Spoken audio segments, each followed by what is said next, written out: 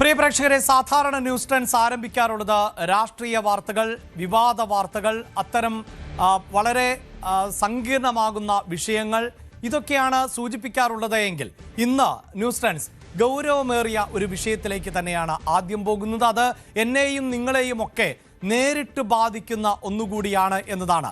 Supreme കോടതി ഈ അടുത്തിടെ പുറത്തിറക്കിയ ഒരു ഉത്തരവ് അത് ഏറെ ചർച്ച ചെയ്യപ്പെടുന്ന ഒന്നാണ്. അത് രാജ്യവ്യാപകമാകുന്ന തരത്തിൽ തന്നെ ചർച്ച ചെയ്യപ്പെടുന്ന ഒന്നാണ്. അത് റോഡരികിലെ നടപ്പാതകൾ, അതായത് കാൽനട യാത്രക്കാരെ സംബന്ധിച്ച വളരെ പ്രധാനപ്പെട്ട ഒരു ഉത്തരവ് ആയിരുന്നു.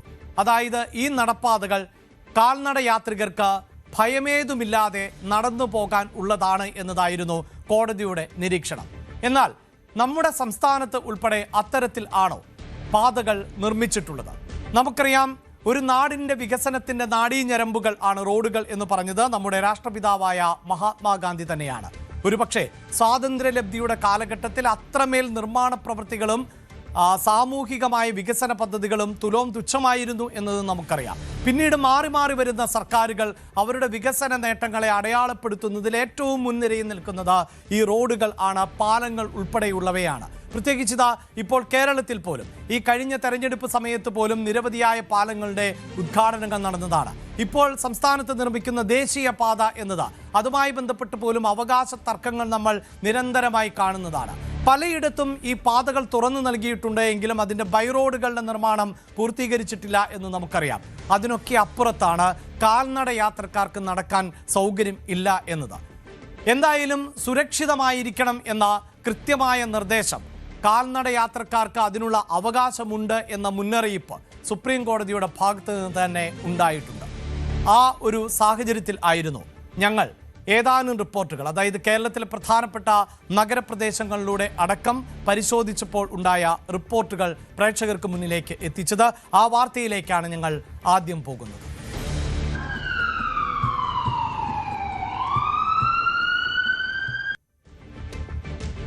നടപ്പാതകൾ കാൽനട യാത്രക്കാർക്ക് മാത്രം ഉള്ളത് എന്നും അത് വളരെ കൃത്യമായി സുരക്ഷിതമായി യാത്ര ചെയ്യാൻ ഉള്ളതാണ് എന്നും സുപ്രീം കോടതി തന്നെ വ്യക്തമാക്കുമ്പോൾ ആദ്യം പോകുന്നത് നമ്മുടെ തലസ്ഥാന നഗരിയിലേക്കാണ്. അതിന് കാരണം മറ്റൊന്നുമല്ല, നമ്മുടെ തലസ്ഥാനമായ തിരുവനന്തപുരം അത് ഭരണസിരാ കേന്ദ്രം കൂടിയാണ്. വിവിധ രാഷ്ട്രീയ പാർട്ടികളുടെ പ്രധാനപ്പെട്ട ഓഫീസുകൾ പ്രവർത്തിക്കുന്നത് തിരുവനന്തപുരത്ത് തന്നെയാണ്. സർക്കാരുകൾ മാറി മാറി വന്നാലും അവരെല്ലാം ഭരണത്തിൽ ഉള്ളത് തിരുവനന്തപുരത്താണ്. അവിടെയാണ് നമ്മുടെ നിയമസഭയും സെക്രട്ടേറിയറ്റും അടക്കമുള്ളത്. മാത്രമല്ല, തിരുവനന്തപുരത്തിൻ്റെ ഒരു പ്രത്യേകത നമുക്കറിയാം, ഈ നഗരത്തിൻ്റെ സ്വഭാവം പൂർണ്ണമായും ഉള്ള കേരളത്തിലെ ഒരു പ്രധാനപ്പെട്ട ജില്ലയാണ് എന്ന് മാത്രവുമല്ല, കേരളത്തിലെ ഏറ്റവും കൂടുതൽ ആളുകൾ സർക്കാർ ഓഫീസ് ആവശ്യങ്ങൾക്കൊക്കെയായി എത്തുന്നത് തിരുവനന്തപുരത്ത് തന്നെയാണ്. ഈ തിരുവനന്തപുരത്ത് നിന്നുള്ള കാഴ്ചയിലേക്ക് പോകുമ്പോൾ തിരുവനന്തപുരത്ത് നഗര കേന്ദ്രീകൃതമാകുന്ന ഇടങ്ങളിൽ ഉൾപ്പെടെയുള്ള അവസ്ഥ എന്താണ്?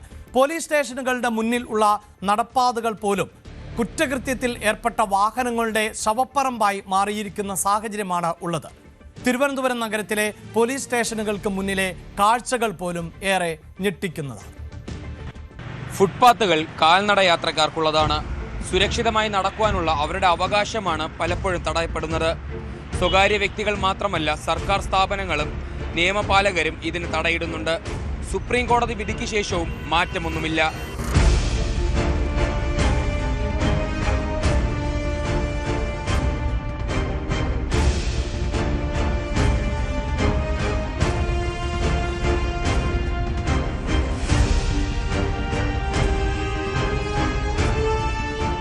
ഭരണസിരാ കേന്ദ്രം സെക്രട്ടേറിയറ്റ് നോർത്ത് ഗേറ്റിന് മുന്നിലെ കണ്ടോൺമെന്റ് പോലീസ് സ്റ്റേഷൻ. ഇതാണ് ഇവിടുത്തെ അവസ്ഥ.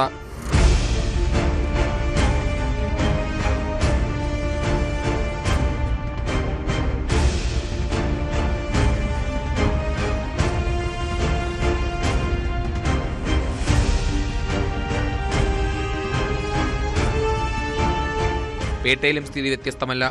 കുറ്റകൃത്യങ്ങളിൽ ഉൾപ്പെടുന്ന വാഹനങ്ങൾ നടപ്പാതകൾ കീഴടക്കിയിരിക്കുന്നു. റെയിൽവേ സ്റ്റേഷനിലും സമീപത്തെ സ്കൂളുകളിലും ആശുപത്രികളിലുമൊക്കെ പോകുന്ന കാൽനടക്കാർ തിരക്കേറിയ റോഡിൽ വേണം നടക്കാൻ. മെഡിക്കൽ കോളേജ് പോലീസ് സ്റ്റേഷന് മുന്നിലെ കാഴ്ചയും ഏറെക്കുറെ സമാനം.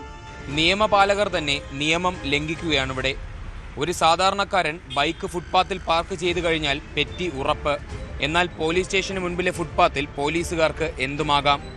ക്യാമറാമാൻ അരുണിനോടൊപ്പം നിതിൻ മോഹൻ, ന്യൂസ് 18, തിരുവനന്തപുരം.